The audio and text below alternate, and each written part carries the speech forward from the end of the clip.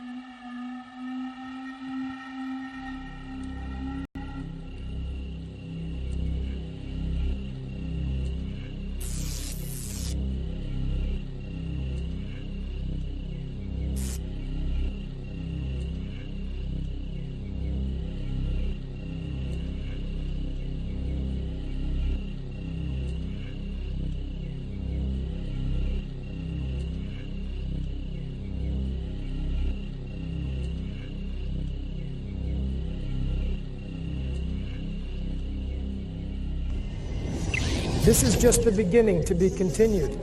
Stay tuned for more exciting developments.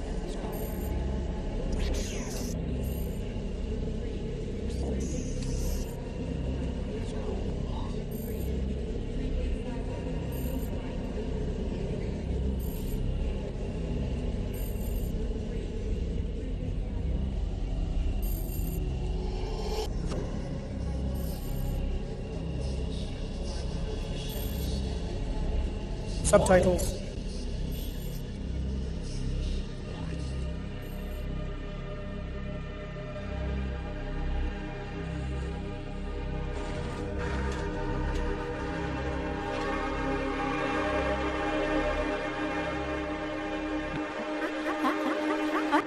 Our belief system is truly neither monotheism nor polytheism, as the lineage of the Almighty is one and manifested in many forms. And therein lies both the mystery and the solution. We are all system thinkers now. We approach any task comprehensively. This has been honed over many millennia. And because of this, our ancestors survived. There were more than 20 civilizations on Earth. To be precise, there are 20 doors here. And ours, as they say, is not the first. Maybe not the last. If history has always written freedom for the existing government, our ancestors had no history. Historians say that history begins with the baptism of Rus. In principle, they are correct. Yes, history with the baptism. But even before the baptism of Rus, there was the heritage of our ancestors. And those who speak about the heritage of our ancestors are called blasphemers. Blasphemers are storytellers. Blasphemers are myths, tales. And blasphemy is the telling of what was before, Christianity. That's why Christians say it's forbidden, that it's blasphemy. But for them, blasphemy is bad. For us, it's the opposite. Blasphemy is good, while history is bad, because everything is based on a puddle.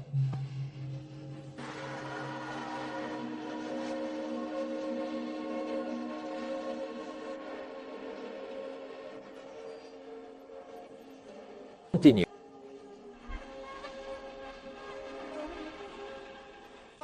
Our ancestors have a colossal hereditary experience not only of living on this planet but also throughout the cosmos.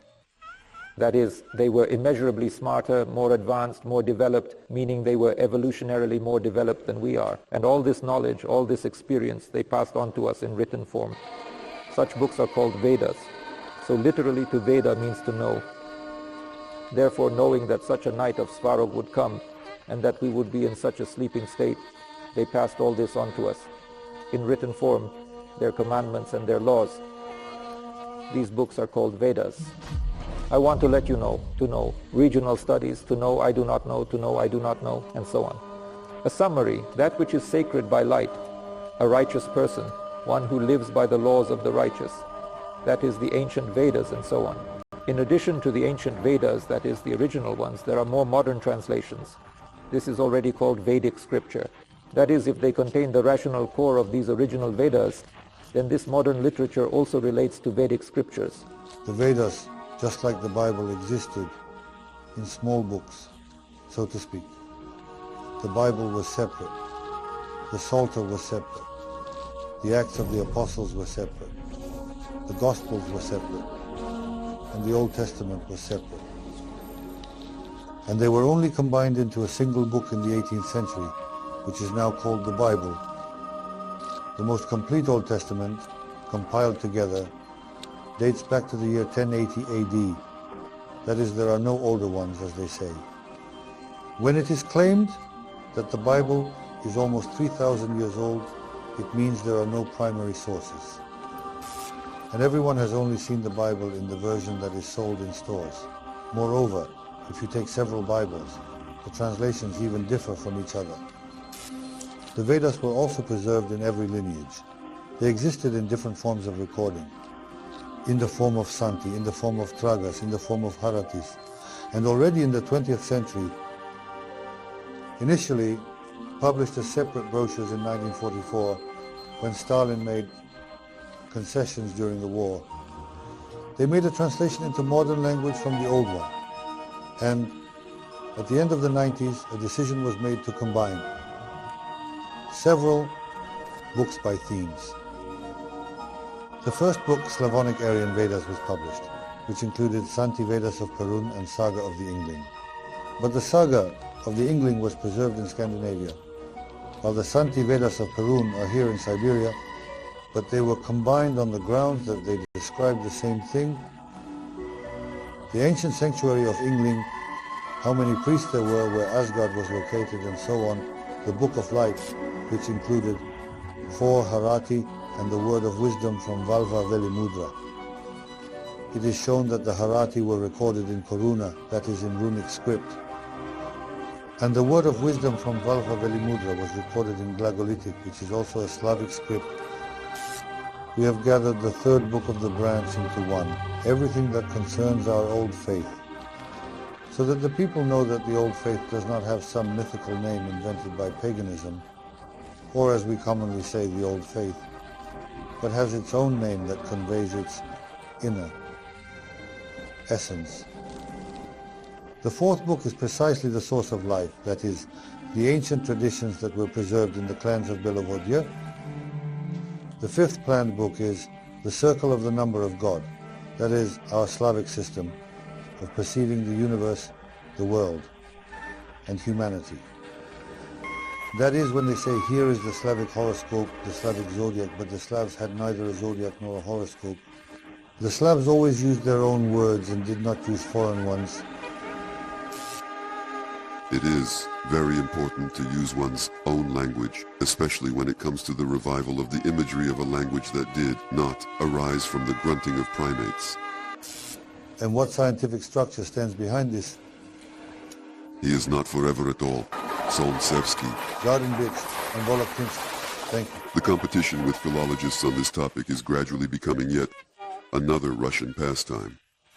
After all, scholarly men draw information from officially sanctioned myths, while the people draw from life. Generally speaking, we know something. We do not know everything, scientists, but we know something. We know that we have a science called etymology. We know which word comes from what. We know that reason is composed of the prefix ras and the root Yes, etymologically, there is no ra there, and never has been. Only an absolute layman could think that. You are an absolute layman. If you do not know something, you should take a dictionary and look it up. Only after that should you confuse the public. And you are giving him this unrefined porridge filled with ignorance. Why do you allow yourself to spread ignorance to the masses? That is what you are doing, you understand. You are spreading ignorance to the masses. Damn it, Educated people who already have a hard time navigating this world, and you give them this stinky slop that you cook up from who knows what? Well, enough. Please tell me I have just one question for you. You correctly said reason and once, but where does the word once come from? Well, you know, that is actually all there is to it. My friends, wait. My friends, just a moment.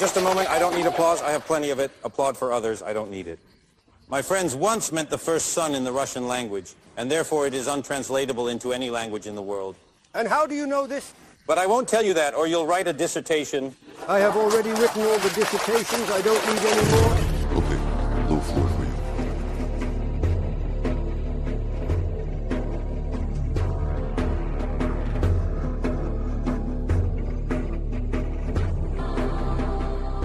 Different worldviews, on which the civilizations of the past and present arose, have never needed and do not need reliable ancient sources. There are neither the tablets of Moses nor the lifetime Gospels of Christ. The same Mahabharata in its current form was recorded in the new era. The works of Plato and Socrates first appeared in the 16th century in Latin. There is no original anywhere in the world, say, in ancient Greek, and no one is cold or hot about it. But when it comes to ancient Slavic culture, a whole army of candidates, doctors and academics, under the influence of Karamzins and Likachevs, begin to fervently demand evidence and proof. And it is not about the antiquity of the found tablets, papyrus or paper. It is about the spiritual content of the messages that reveal the truth, which poses a threat to the parasitic merchant world. On the territory of Russia, almost every corner has excavated sites of the white man who lived tens of thousands of years ago. So what? Textbooks continue to trace the history of the Slavs no earlier than the 4th century AD, because this does not fit into the ideology that has infected the world. To whose mill is the blinded academic science pouring water, if the people, having lost faith in scholarly authorities, have begun to restore the truth themselves? The people sense that a bright future will not come until all debts of the past are paid in the present. A tremendous amount of evidence, despite criminal silence, presents itself to us one after another in all its fullness, not only of the great tragedy, but also of the great spirit of our nations. And this is only the beginning. She sang like a bird, but her nose is an opera and nothing more. And the colors of the forest shine, and the flocks of the night like the day, and the singing of songs before the forest and before. Then we were hiding in the forest. There in winter the sun went to the field. I began to eat grass and gave milk, that milk to the slabs, and in the light with nests on the bottom. And that milk is visible, shining to us. That is the right path. Aina, and to Na, and to Miao, and to Mat. Here, descendant, the glory of Tai, and hold among the Russians, and the Yak and the Eve, and our wheat land, and with that, and the armor of the Meme at once, and you will die for it, as the day of death is not a burden to wait. For the same reason, it's dark, I'm a Vesher, and a Vesher is dying, and not at night. And now in the forest, side Vesverzi along the heavenly sky, and go to the devil, and see in the dawn, Sedava Dabrat. To our father and to our mother, glory, as they taught us to our God, and led us to the path of righteousness. So let us be humble, and not be greedy in the bread of the hungry, nor in glory, Russians. As you sing the glory of God, thus the glory is not from there. The Greeks do not worship gods or people, but stone statues resembling men, and our gods are images. The Heather Book certainly contains wars, battles, and the hardships that our ancestors endured. The Heather Book covers a period of 2,000 years, the first millennium BC and the first millennium AD. Since the time of the migration of the Slavo-Aryans from Semireke, it is about those Slavic tribes that went to India, about their movement back to Rus. according to history, as the Heather book tells, where the tribes went, whom they met, and here are the remnants. These interethnic contacts are present in the language. Here, Czech. Polish, Ukrainian, and Serbian roots are felt, which, well, the language has diverged. Indeed, it is written in the Velestov book. Remember how during Atsioria the Slavs were one, and then his sons divided into three, Kiev, Shek, and Koril. This was already in the 6th century BC. The priests who wrote the Heather book were, in general, from Sergey. And so they came across the sea and began to build cities, Horsen, and Inna were then erected. And those Rus created a strong city in the south, Suraj, which the Greeks could not create. And Suraj, the modern Crimean pike, was for a long time one of the centers of international trade. Is it not thanks to the name of this city that the specific mixture of Slavic dialects in the people is called Sergey? The time of writing the Vels book is the century. On one side, the Khazar Khaganate threatens Rus. On the other side, there is the Byzantine danger. Byzantium could not remove Rus by force. You know, both Igor and Oleg nailed shields to the gates of Tsaregrad. That is, nothing could be done here by sword. And there was only one way out. Byzantium was such an advanced European state, known for its treachery, cunning, and bribery. They tried to exert power over Rus through ideology. Therefore, the sages who wrote the book wanted to convey to their descendants, both near and far, and to us and future generations, the most important thing is this worldview. We are all system thinkers now. We approach any task comprehensively. This has been honed over many millennia, and because of this, our ancestors survived. They perceived the world as a unified whole, namely reality, order, and the underworld. Yav is the world, as we say, the material one. Nav is the spiritual world, the world of ancestors, the world of gods, or, as we say now, the field world.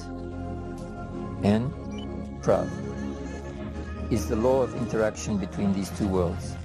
Based on these laws of Prav, the laws of the universe, as we say, these two worlds interact. These things are inseparable, and over time, from these three principles, three main worldviews have formed on our planet. If today the people revive the unity of these three worldviews, we will achieve a holistic understanding of the world that our ancestors possessed. And this is called the word faith, the knowledge of the pure radiance of truth. Only by knowing our original purity can we return to the path of evolution. After all, this is precisely why we came into the manifest world. The first question that needs to be answered for normal evolution is, who am I? If a person answers this question incorrectly, who am I? Then all their activities become simply meaningless. How can they bring themselves benefit if they do not know who they are? And indeed, if you have ever asked yourself this question, has the right answer been found? You say, my hand, my brain, my thoughts, my body. Whose is my? To whom does all this belong, and in whose name do you say, my? The word human is a complex term, forehead, that is the visible part, meaning what clothing is given for a certain period. Just as this clothing is also given for an age, worn-out clothing is thrown away. The human body is also discarded when worn out. That is, I am not the human. Therefore, it is necessary to figure out who I really am. Now, due to the loss of many original meanings, it has become common to give the word human a too simplified interpretation. Forehead, in the sense of a temporary body. For greater accessibility, Alexei Vasilievich demonstrated this, but still, let's try to raise the bar. It turns out that forehead is not the forehead and is not meant for supplication. Forehead is a spiritual concept. The fleece forehead contains the universal reason womb, thought images, where ideas become actions, and age is time, a life, period. Therefore, the concept of human as a type of being is reflected by the two runes, forehead and age. There is also the rune man, which symbolizes one of the images of a human as one who perceives the surrounding world of Yavi.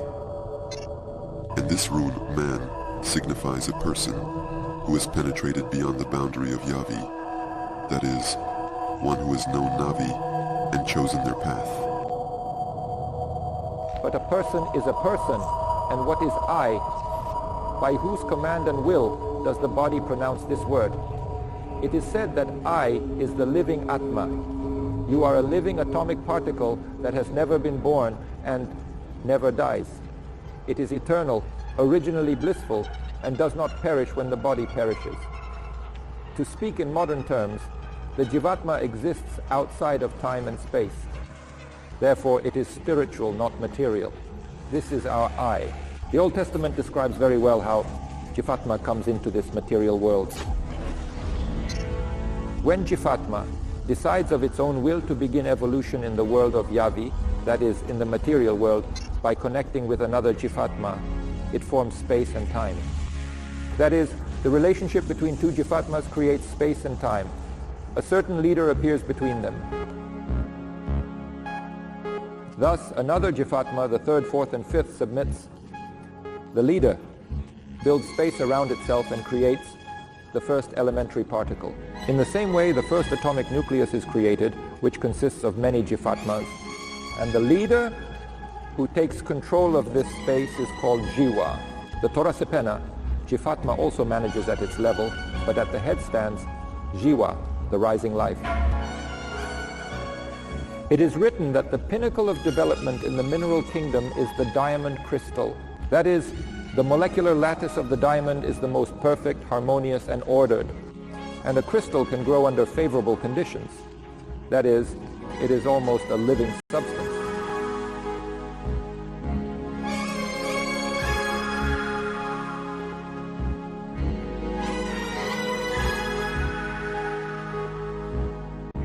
Thanks to the accumulated experience in the mineral kingdom, the Jivatma has the opportunity to transition to the next kingdom. This is the plant kingdom. That is, it first creates some unicellular algae, learns to divide, reproduce, thus organizing space more and more. And thus, each Jivatma is capable of building any plant that exists on this planet. So it is written in the Vedas that the pinnacle of development in the plant kingdom is the orchid. That is, the orchid is the most perfect plant, more noble, beautiful, and harmonious. Even modern botanists agree with these conclusions of our ancestors. And having gained experience in the plant kingdom, the Jivatma has the ability to transition to the next kingdom, the animal. Well, first it creates some simple life, some kind of infusorian, Daphnia, and more complex form. The species specifically describes how many types of life exist in the plant kingdom and how many in the animal kingdom.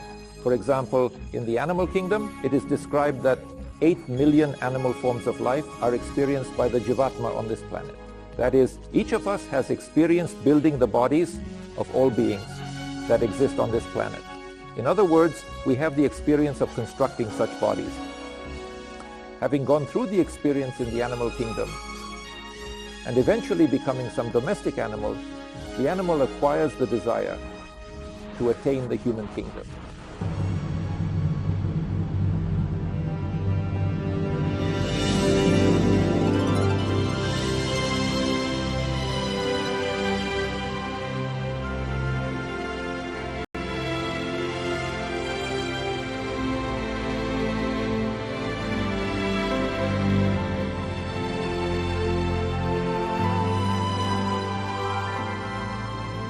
Life on Earth is an organized system consisting of many simpler systems, parts, components, and elements.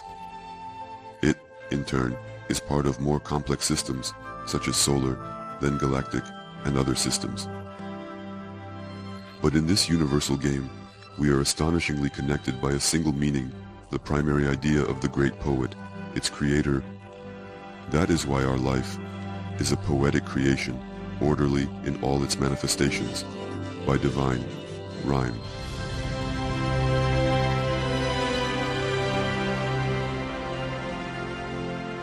Each Jivatma is a unit of the Creator's attention, endowed with its own will, and each such individuality makes independent decisions based on its experience.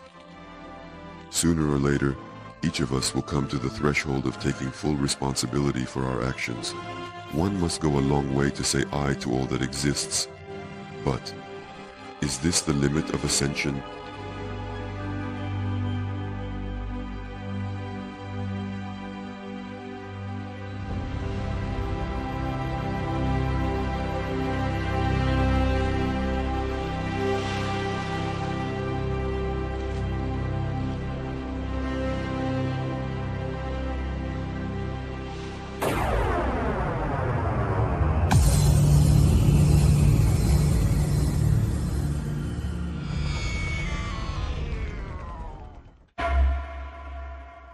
Thus, according to the Vedas, I am the Jivatma, an independent spiritual particle to which no characteristics of the material universe apply, but it has the will to make decisions independently. Like other E's, the Jivatma is similar to the Supreme Being, the only difference being in power.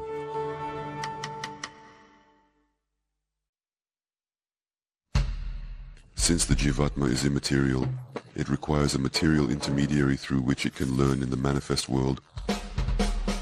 This intermediary is some material body through which the Jivatma can assert its right to a place in the estate.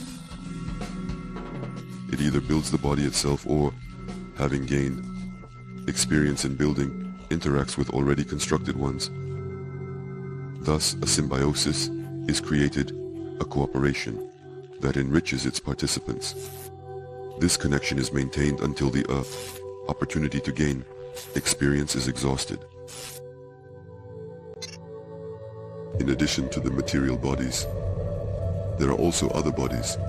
Let's limit our knowing to the fact that the choice of body is based on the level of evolution of the Jivatma and its interaction skills. Our ancestors said that the meaning of this life lies in the fact that the Jiva comes into this world as an individuality, meaning it is an individual self-luminous particle of the Supreme. Thus, having completed the path of evolution in this world, it can become a personality.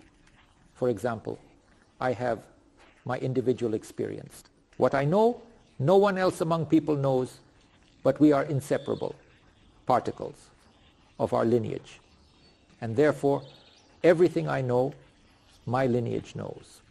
Similarly, the lineage knows everything that each person belonging to this lineage knows. Therefore, the lineage is a personality, while I am an individuality, and to acquire the qualities of a personality, I, as a Jivatma, begin to gather around me similar Jivas as I become individual. That is, the Jivatma, perfecting itself in different bodies and realms, achieves the ability to ethically use the collective experience of all others. I, like the Supreme, give them all my achievements and the will to make their own decisions. This is called the state of complete authority. At this moment, new universes are born.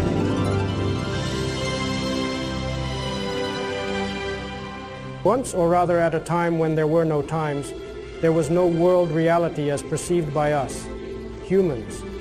There was only the great Ramha, not incarnated. He manifested in a new reality and was illuminated by the great light of joy from the perception of a new boundless infinity. Then an infinite new eternity was born in the new reality, and an infinite number of its manifestations appeared. Thus arose what we, humans, perceive as the space of worlds, the Yavi, Navi, and Pravi. In the comments, the great Ramha is described as the original, singular, unknowable essence, radiating the life-giving light of joy and the primordial fire of the universe, the yngliya from which all existing universes, as well as inhabited worlds and reality, emerged.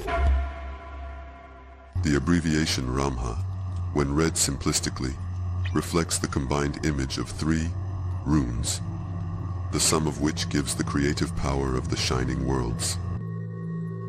Ramha is not a name. The process, quality, and result are hidden together. By the way, the typically Russian expression to figure out for 3 is based on the image of to build together as one, is the Triglav, the main algorithm of world building. Let's take the opposite. If we put Ha in front of Ra, what do we get? Temple. One could hear the concept of the path to the temple in the 90s and even now. So this is the path to the original ancient knowledge. Correct knowledge is ancient. It carries with it correct behavior, and along with it, a proper life, and a long, happy life. And the Slavs knew and had the secrets of a proper life, and therefore lived for several cycles. The cycle of life according to Slavic tradition is 144 years. To live several cycles, imagine how long one could live. Several hundred years without study. No one will ever come to any temple. This is a meaningless, seemingly empty wandering in circles that leads nowhere. I taught at the Omsk Institute for the Improvement of Teachers for Physics and Astronomy Teachers. I had a listener, a physics teacher, a young and passionate one, but he didn't impress me because he always had unconventional questions.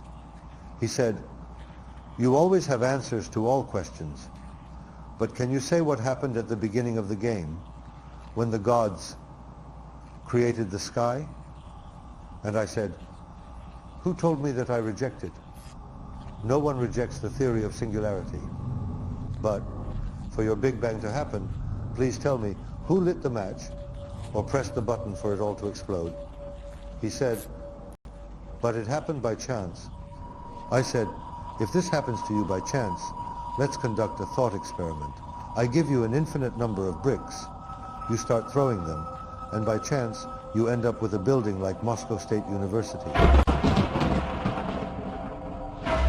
Or you blow up the Aerospace Union to get a spaceship. You blow up a shipyard and you simply get an ocean liner. Can an explosion create something? I thought,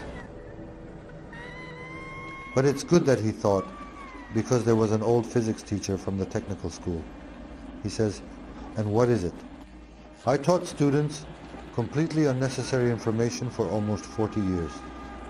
Completely wrong approach. I am not dismissing what you knew. I am merely delineating and pushing the boundaries away that were imposed on you.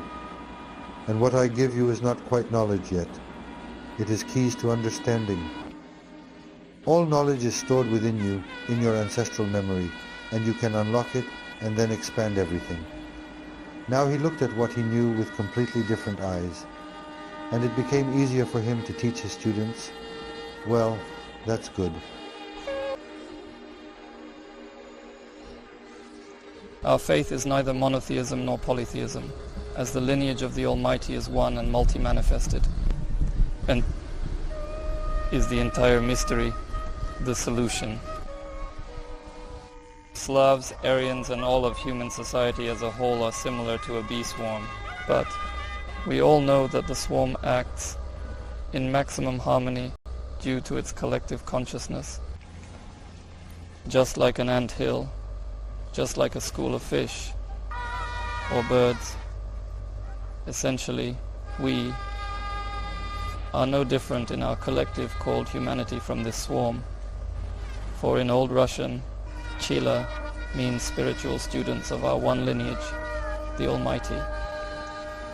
And as soon as we restore in our hearts and minds the unity with the Almighty, based on fulfilling our prescribed duties, based on fulfilling our obligations to the lineage, this very collective field of consciousness will be established, where everyone will know exactly what to do on this day, at this hour, and at this minute. In animals, something to learn.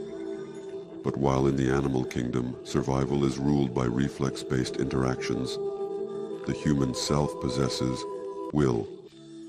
This is God, incarnated in the body of the animal world. Once, he experienced the laws of the mineral, plant, and animal kingdoms, and is now capable of governing all bodies. But not only that, he has come to know a greater, conscious cooperation with the like-minded. He has reached a different level of consciousness. From now on, he will call it conscience. Conscience is not one word, but two. Either it is Vest, connecting with the heavenly gods and ancestors, or joint knowledge, a message, not sent from the heavens. In any case, both are correct and true, since those who are now trying to be clever forget that the head that is on their shoulders is not the head of the kind. We have one head, which is the Almighty kind, and seemingly, in the earthly realm, he manifests through spiritually enlightened individuals who convey divine thoughts through direct spiritual contact. In this case, if we restore the Varna relationships of all warriors and sacred servants, then common sense will be manifested most effectively and will bring the greatest benefit. There are no games without rules, otherwise it is like anaphany. Therefore, restoring the original rule of our currently tangled game is vital, for, through correct actions, a person enriches their lineage with experience and enriches themselves. Of course, one can break the rules, stray, and embody degenerates in the family, poison bodies with alcohol, hit them with drugs, or conduct genetic manipulations with them. But as a result of violating the established order today, mutants with truncated memories are produced, who, along with their manipulators, are sent for retraining to appropriate places.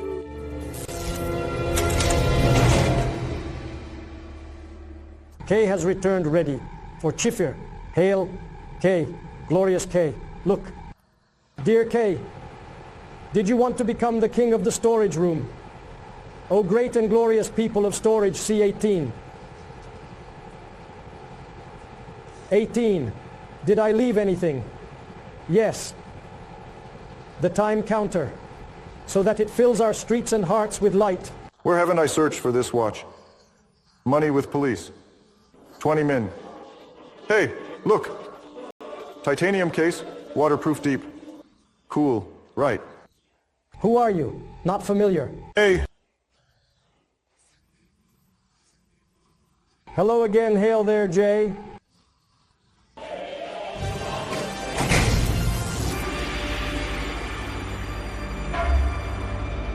Otherwise, other infinities would have formed in our infinite England that exists. And there, high in the heights, but far from whom we humans call the great Ramha, where the great clusters of primordial living light have spread, there are our higher gods, one of whom we call Svarga, and who is indeed a god of our world's reality and our infinity. Svarojichi are more than the infinities that exist in our infinite England. Those of the bright gods who are not the supreme gods of infinity dwell in the radiant world of spiritual power, infinitely great and infinitely powerful compared to us, Svarojiks. We can speak of them as all perfect, all powerful, all good, and all knowing. All these gods created the living life in the world of Yav, in which we currently live. And it is they who created intelligent worlds and intelligent civilizations on Earth, and moreover, created them repeatedly.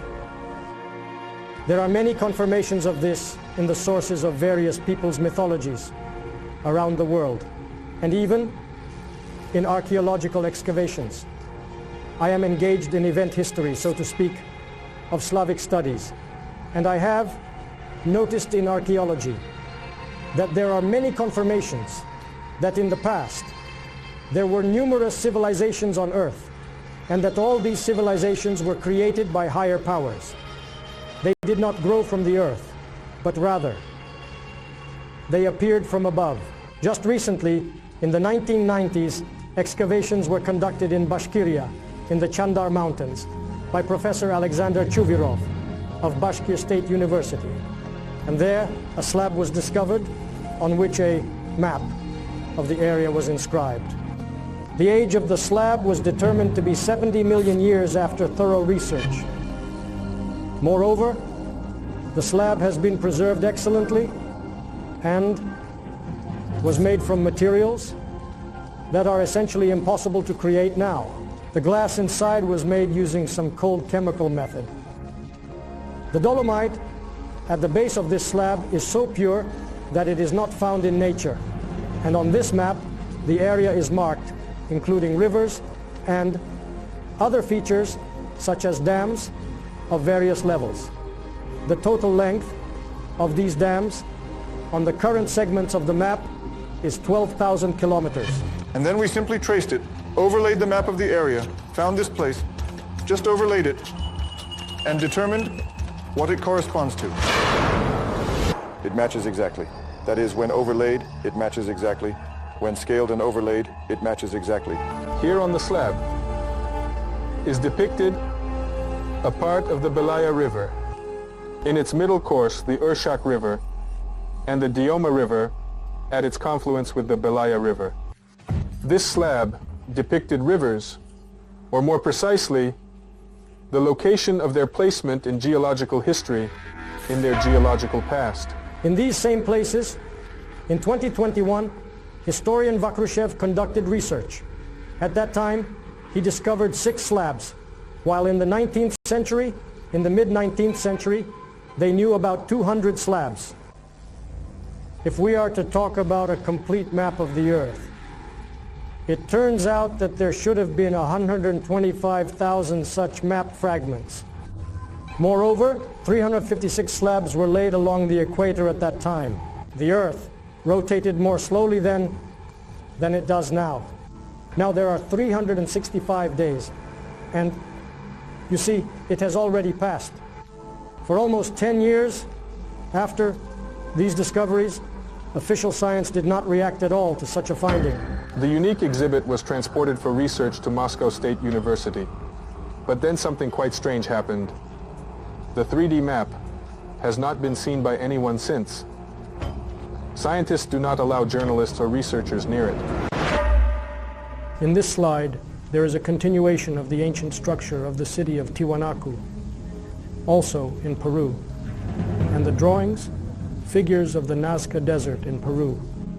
A lot is known about the pyramids, but the pyramids are mainly in South America and Egypt. However, few know that there are similar pyramids in China. Moreover, near the town of Xi'an, there is a pyramid that is twice the size of the largest Egyptian pyramid, Khufu.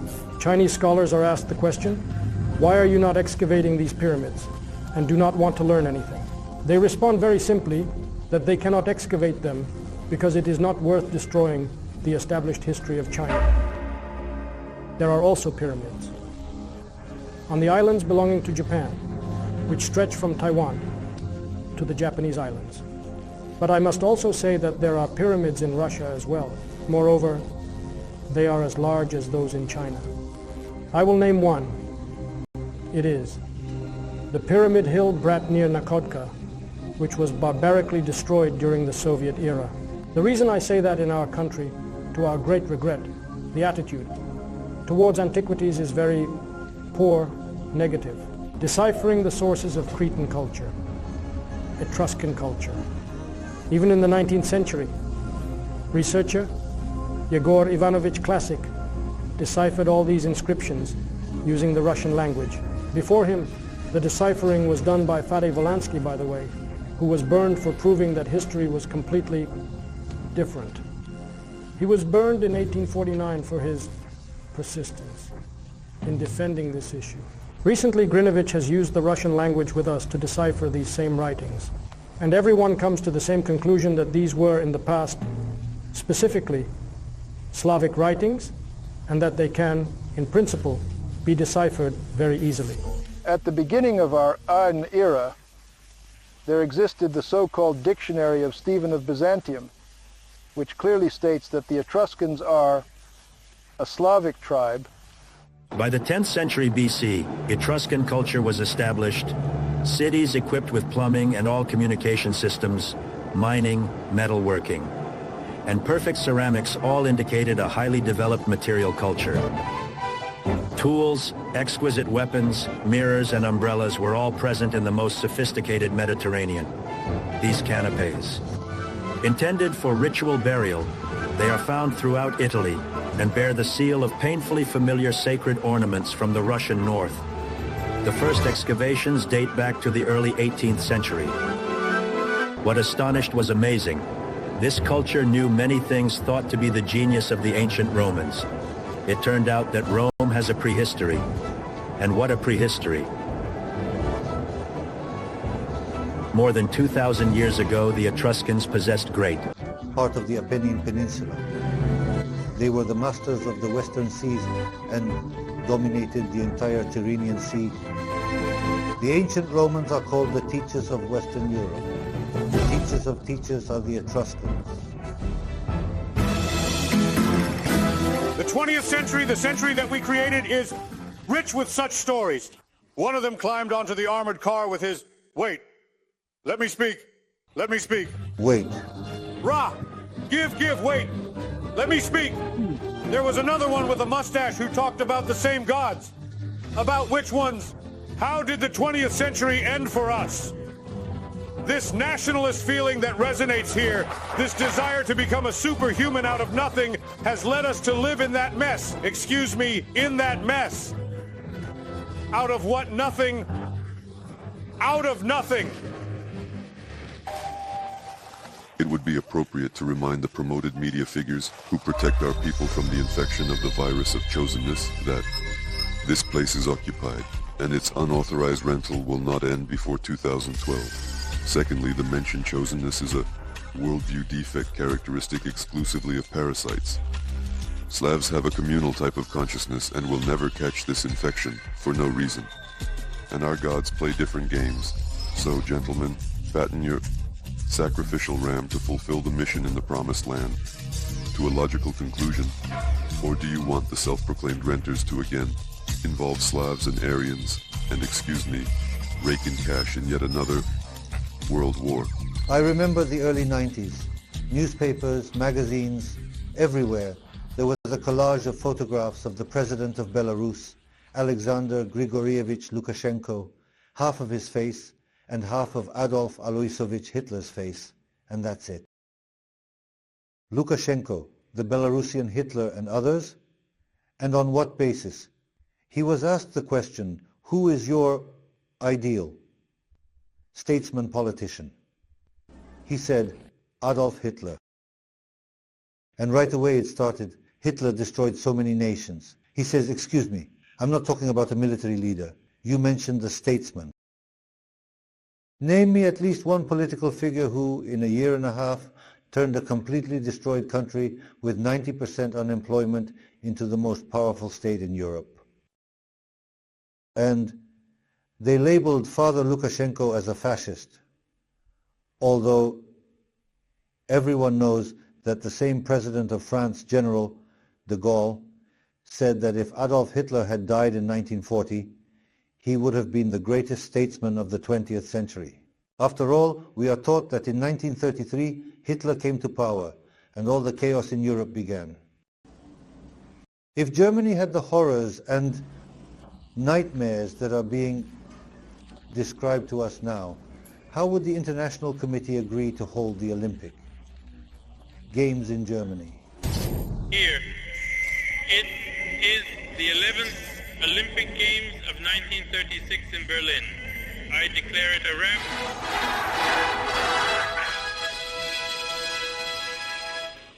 The hatred towards Hitler was rooted in something entirely different. He abolished the gold standard of the Reichsmark so that foreign states could not influence the economy of Germany from the outside.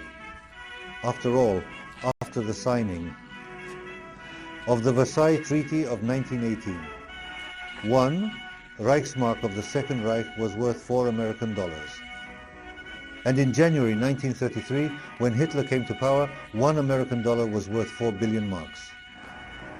That is what inflation they caused. That is, money was completely devalued, and he introduced the Reichsmark based on labor. So this is exactly what Lukashenko was talking about. Labor destroys unemployment first and foremost, while the police were outraged by those who did not want to work. The Soviet Union did not only fight against Germany, it fought against all of Europe because there were French, SS legions, Belgian, and Dutch.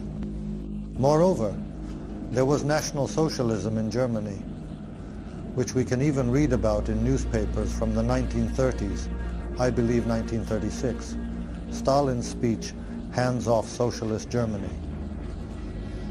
That is, no one benefits from writing that there was a war between two socialist countries because it contradicts the very concept of socialism.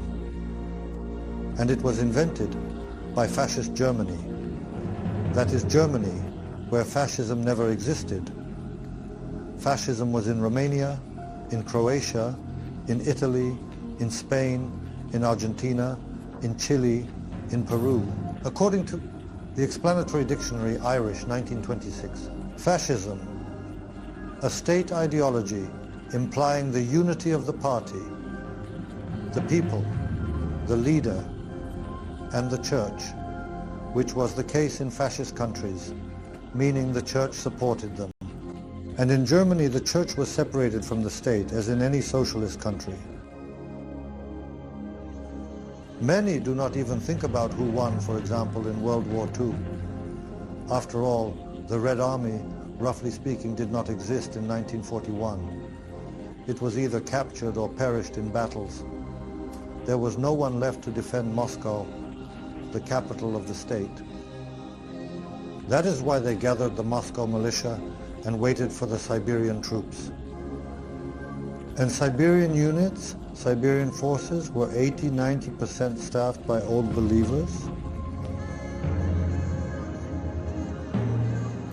The fact that England pitted Germany and Russia against each other in war, both in World War I and World War II, is a fact. Churchill did not even hide this. They made a lot of money from it. They supplied weapons not only to their own, but also to the opposing side. And the words of Truman: if we see that Germany is winning, we will help Russia. If we see that Russia is winning, we will help Germany, and let them destroy each other as much as possible. But this is a fact that cannot be silenced.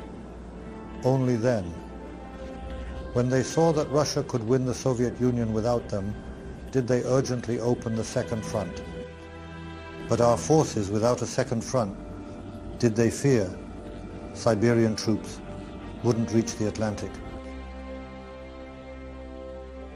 That is what Vladimir Ilyich Lenin dreamed of, the United States of Europe, in the center of Moscow. In order to explain to his students how it was in those times, I show them Soviet newsreels, German newsreels, French newsreels, English newsreels.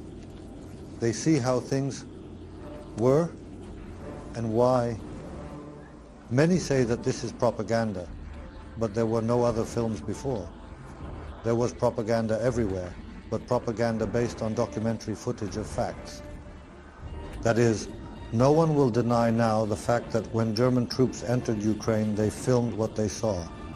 5- or 6-story buildings where the Bolsheviks lived, and dugouts where half-starved workers lived, sick children with dystrophy. No one will deny the fact that when German troops entered the same Belarus, Ukraine, they were greeted with bread and salt. A typical episode from the past. When the Soviet troops, together with Germany, divided Poland, that is, the Germans entered. The Soviet troops went in on September 17th. As agreed, the division of Poland took place. The Germans, according to the agreement, handed over Brest to the command of the Red Army. There were 6 people in the local prison. 6 people. Some family scandals, some vagrancy. 6 people. 2 years later, German troops entered Brest. In the yard of the local prison, 2,500 executed people were buried. Did the Germans execute them? No. So now to say that one regime is good and another is bad is, how should I put it, the lot of those who try to twist both history and the past in every possible way to suit some ruler. In the textbooks from 1948 to 1952, Stalin won. Major battles. The Battle of Stalingrad, the Battle for Moscow, which is superfluous for Stalin. A bunch of facts, documents, newsreels and so on, that is confirming that Stalin won. Stalin died, and Nikita Sergeyevich Khrushchev came to power. Key battles, Stalingrad, where Nikita Sergeyevich Khrushchev led, and the partisan units of Ukraine and Belarus that he supervised. A lot of facts, documents and newsreels confirming this. Next comes Leonid Ilyich Brezhnev. The main events took place at the Little Land. He participated there, official documents, newsreels and more. But this indeed does not provide a complete picture of what is happening. Many say, look how treacherous the Germans are, they prepared and attacked. But who prepared them? Where did the German pilots train and learn? Artillerymen, tankers, all in the Soviet Union. Where did the Soviet generals receive training? The Marshal went to Germany. There was mutual, as they say, work between the two socialist states. They began to scream that the Gestapo only destroyed people, but the Gestapo was created based on the structures of the NKVD. Heinrich Müller came to train and took the NKVD as a basis. Didn't the NKVD act like that? We were told in school that the Germans shot 40,000 Polish officers. In the 1990s, the NKVD officers shot 40,000 Polish officers, and they start arguing about who shot more Polish officers. That is, people are led astray. That's the fruit of it. I myself have a grandfather, my father's father, and his 5 brothers. They fell at the river Crimea. They went to the front in traditional shirts, coming out with rubber boots, and no one recorded them as fascists or Nazis. Moreover, the fascists never had swastikas at all. The symbol of fascism is 16 arrows tied with a ribbon. A fasces is a bundle. Talking to war veterans, I mean not only our own, but for example, with the Forest Brothers or the UPA, the Ukrainian Insurgent Army. For everyone there was their own war, and each defended what they believed in. I do not absolve either the German leadership or our Soviet one, because we did not live in that era. We must simply draw our own conclusions based on primary sources. And what did World War II give? It brought grief to all nations. It did not bring grief to just one nation, but to all living. In Eurasia, absolutely everyone.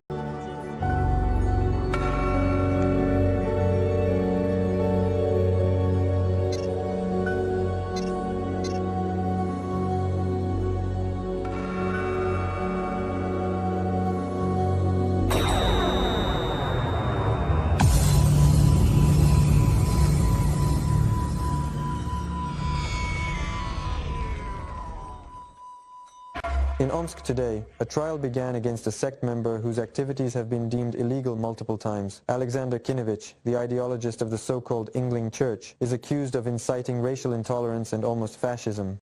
The preacher himself considers himself a champion of old Slavic traditions and a collector of folklore.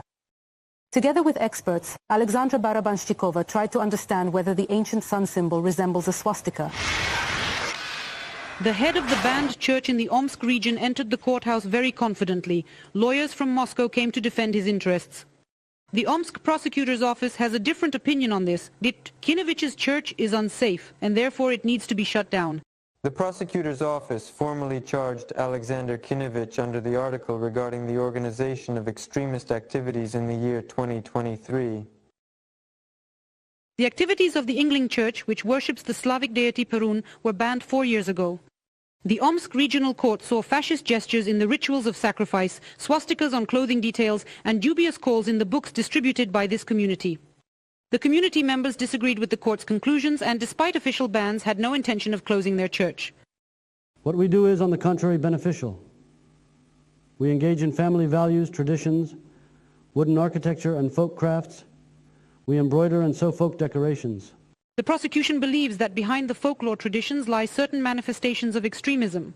In the Slavic Aryan Vedas, which are being bought in huge quantities from Alexander Kinovich, instructions are given in the name of the elders not to marry representatives of other groups. The investigation was also surprised by the unofficial call to give birth to children at home. The exact number of followers of this church is not definitively known. Currently, 14 families are officially registered in Omsk. Foreign adherents helped provide the Yngling Church with the internet and powerful computers after the community faced claims from the Justice Department. This story, with its full set of black PR cliches, can be left without comment, as it speaks for itself. The ancient Russian faith on our land is classified as sectarianism and extremism. And now briefly about what undoubtedly contributes to friendship between peoples, and therefore is allowed, even despite the appeal of State Duma deputies to the General Prosecutor's Office. The Jewish Code of Laws, Shulchan Arush, compiled several centuries ago based on the Talmud, is mandatory to this day.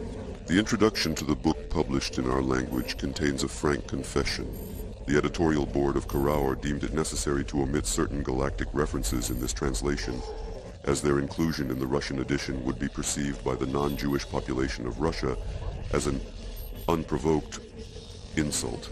We read what is left, and therefore it is not offensive. His non-Jewish seed is regarded as the seed of a scad. For the deceased servants and maidservants, words of comfort are not spoken to those left behind, but one must say to him, the Jewish master, may your God compensate you for your loss, just as one says to a person when his bull or donkey is dying. It is forbidden to save them, the non-Jewish Akum, when they are close to death. For example, when you see that one of them has fallen into the sea, do not rescue him, even if he wants to pay. It is permissible to test a medicine on an Akum to see if it is beneficial. The money of Akums is like unowned good, and anyone who comes first will seize it. There is no deception in relation to an Akum. When a Jew has robbed an Akum and he, the Jew, is forced to take an oath, then he must declare the oath invalid in his heart, because he is being coerced into it. Here, it should neither be ridiculed nor discussed by us. This is their, let's say, tradition, their culture, and they live within it. For us, our culture is the most important.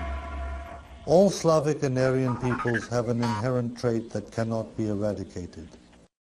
They have always perceived everyone, regardless of what peoples they were, any skin color, any nationality, they always regarded them as equals. That is, we are people, and they are people. But at the same time, we must live and work according to the laws given to us by our ancestors, while other peoples should live and work according to the laws left by their ancestors. And if we can help them in their development in some way, we will help as long as it does not harm us. And many peoples perceive help from white people, from Slavs as a weakness. Although in reality, this is not the case. What did our ancestors say? studying the culture, studying the traditions, studying the beliefs of other peoples does not mean following them.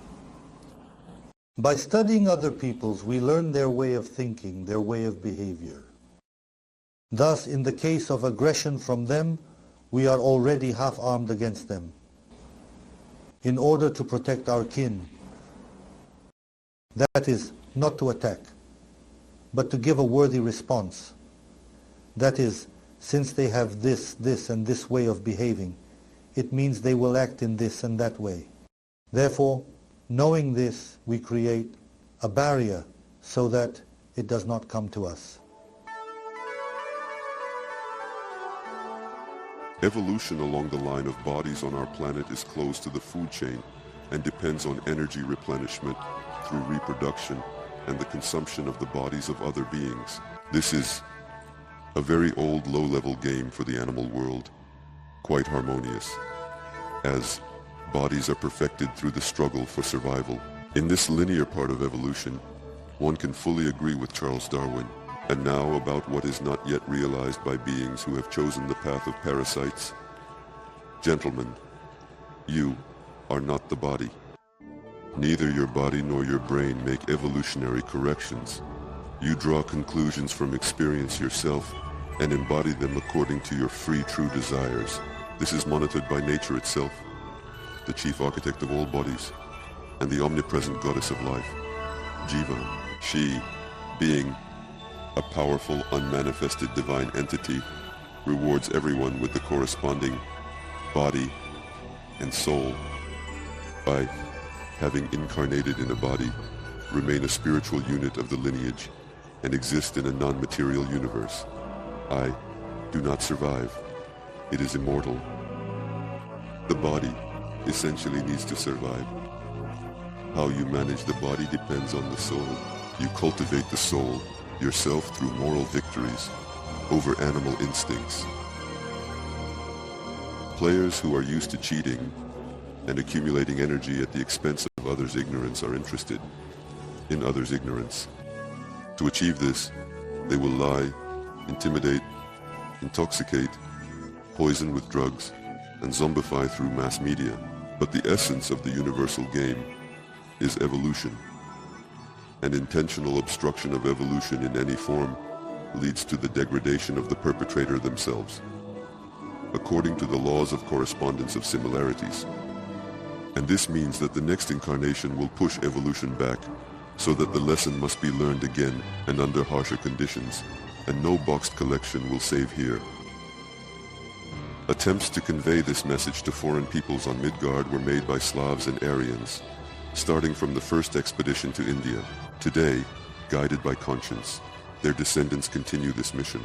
After all, conscience is divine judgment, not the judicial system of a corrupt power, which can only develop in the direction of absurdity. Morley, a law-abiding city, population 6,122 people.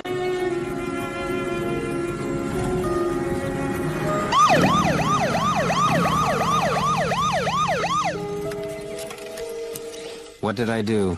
Nothing at all. Here's the summons. Mr. J.J. Madison has filed a lawsuit against you for the fatal hit on his cat Snickers in front of the courthouse, but I've never been here. 3 weeks ago, I was in St. Louis. Tell the judge, I just delivered the summons. I advise you to head to the city and look for a lawyer. You will need one, but first, park McLean by the lake, or else a lawsuit for air pollution might arise. Running is prohibited without permission. To be continued. Do you need a lawyer? I'm a good lawyer. Stanford, class of '88 with honors, and I know everything here. Listen, friends. We will create a fake corporation for you to protect your income. You don't need just any lawyer. You need a good lawyer. My name is McLean Part, and you won't need any other names. The rest are frauds. Valak, McCabe, Fur, 99 for city guests discounts. We will definitely win. You don't even know the case. The Madison case is a minor matter. Guests are always getting into trouble. J.J. Madison doesn't even have a cat.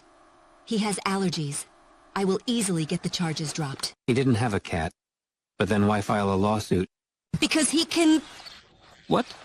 All residents of Morlo are lawyers, so everyone sues everyone else. This way, We ensure the right to earn a living from our profession. Madness. I can sue.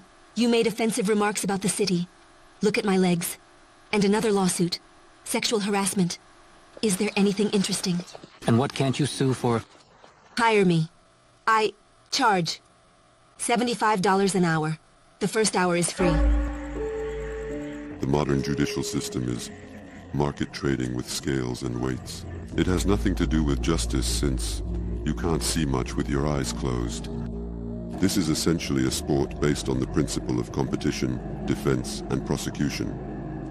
And conscience is, in unconsidered categories, as different peoples of the earth, in violation of their ancestral traditions, mixed in the melting pot of internationalism, and, as a consequence, morally degraded. The resulting population was forced to accept a set of moral agreements. Morality means the death of everything but lawyers. Essentially, this is a deathbed agreement, the violation of which leads to irreversible decline, and ethics is a personal concept that is independent of others' judgments. The image of this word reflects movement towards knowledge, so common sense, the more reasonable, the more ethical they become. Keeping their integrity is more important than losing their body. Gods, this is such a vulgar punishment. But please tell me it didn't happen. I beg you, say it. It didn't happen.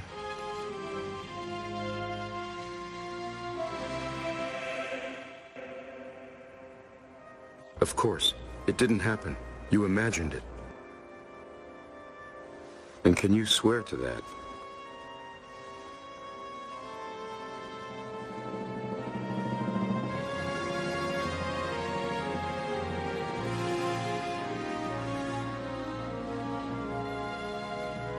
I swear. I don't need anything else.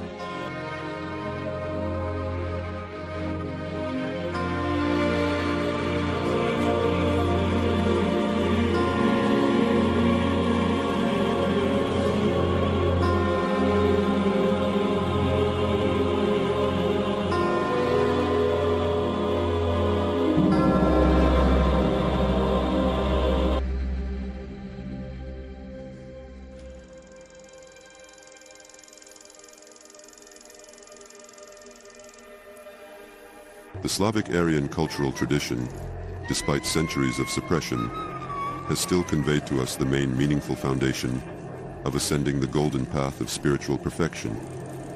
In fact, this is why we incarnate in the manifest world. Svetov compares Jifat to bees that fly to the meadow, collect nectar there, and then store it all into a single cauldron, meaning chalk is created. So this honey, or this nectar, is the experience of all the manifestations of the harvest of the universes, or this is also called Inglia. The ore of Inglia carries within it many images of varying depths of interpretation. One of them is the image of divine primary fire creation. The spiritual system called yngliizm is not a religion or any neo-pagan teaching. This is the ancient faith of our ancestors, based on knowledge and experience, and therefore we take our heads in our hands and begin to learn to make our own discoveries. Discovery is the finding of an image in life. We will put aside. Let us turn to the mind and use reason, for reason is the first thought or image from the source, or an instantly found answer, of course, provided that you have finally set up reliable anti-spam and do not need Kaspersky's services. Now, you just need to click consideration. To consider means to compare or connect images and draw a conclusion. Beginning their spiritual development, the younger generation from the great race ascends through 3 stages of faith. These 3 stages consist of 9 lessons. Lesson 1. Hear the silence. Open your hearing and sight to the surrounding world and observe all the diversity of colors and sounds. Lesson 2. Silence. Open your eyes to the diversity of colors and sounds within. Lesson 3. Compare the diversity that exists outside and the diversity that exists within.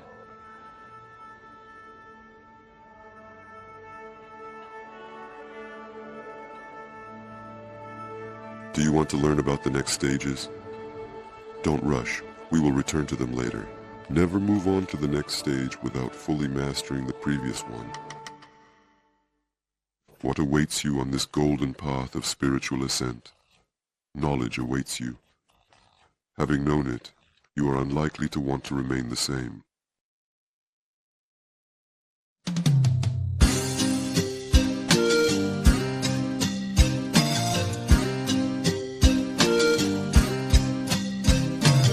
In the doctor's howl, dreaming, dreaming. They are beautiful, caressing in the cradle. The mushrooms are not trimmed, but tortured. Subtitles created by Dima Torzak. Will the evening.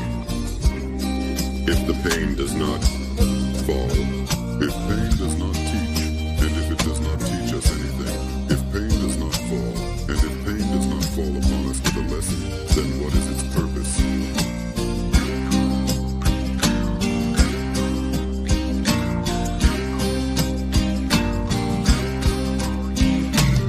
Warmed by the sun, killed by the rains, backs saddled, unbroken by darkness, dewdrops standing, baptized by the winds. The shores, I somehow don't know what happened in the end. If we weren't the crap that was timely, we couldn't have done this, we couldn't have done this, we couldn't have done this, we couldn't have done this. We couldn't have done this. And now, as they say, safe travels. And on the exchange path. Carpet bullets are dreamed of, envisioned. Subtitles by Dima Torzak. Beautiful horses, with elegance gracefully, and gently caress the poles. The fairy tale is unraveled. The truth is revealed. Be in love with yourself. The wife will be with you. Well, you see, it's lazy to rush, right?